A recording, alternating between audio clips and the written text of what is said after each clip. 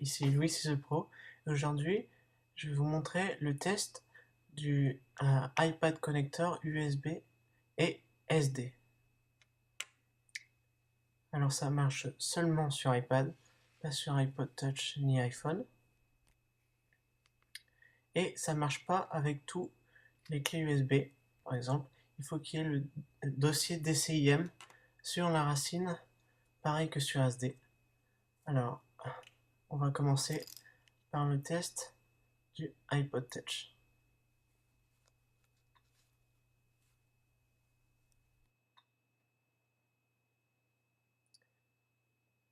Voilà, j'ai un iPod Touch 3G que je vais connecter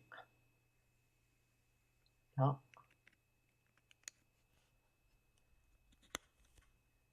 Et tout de suite, on voit les photos de mon iPod Touch.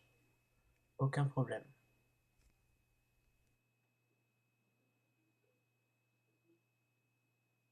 Maintenant, je vais essayer le clavier iMac par USB et pas Bluetooth.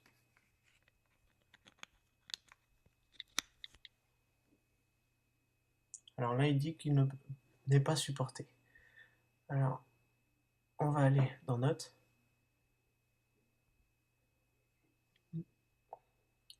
Nouvelle page.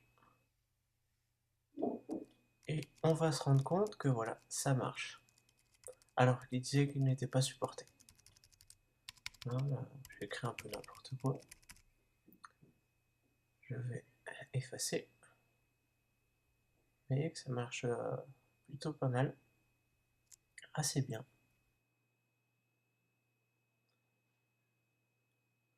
Voilà, maintenant je vais essayer un disque dur portable en USB aussi.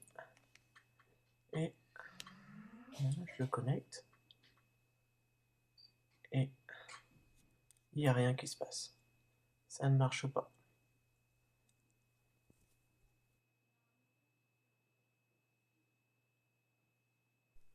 Bon, j'ai essayé le clavier iMac, pourquoi pas la souris. On va essayer. Et on se rend compte que ça marche pas, bien évidemment. Mais il y avait une application qu'il y avait sur le Cydia qui m'a intéressé. Alors on voit que ça marche pas. Qui s'appelait Mouse. Alors je l'ai téléchargé et ça ne marche pas. C'est juste pour Bluetooth, comme on peut le voir ici. Bluetooth Mouse. Juste avec les souris Bluetooth.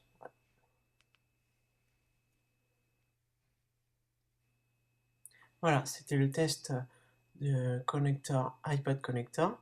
C'était Louis the Pro. Merci.